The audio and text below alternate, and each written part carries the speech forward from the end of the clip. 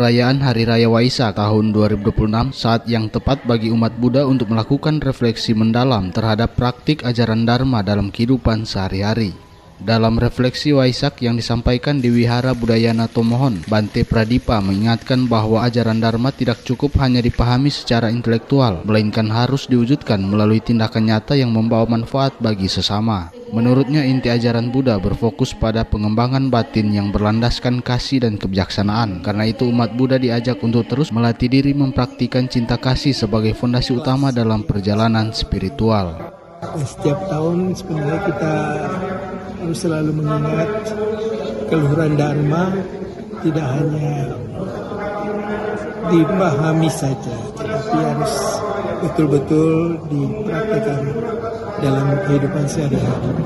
Ajaran Buddha yang memang berfokus pada pengembangan batin kita sebagai umat Buddha harus benar-benar mempraktikkan, mewujudkan kasih. Karena itu adalah titik awal bagaimana kebijaksanaan kita semakin berkembang.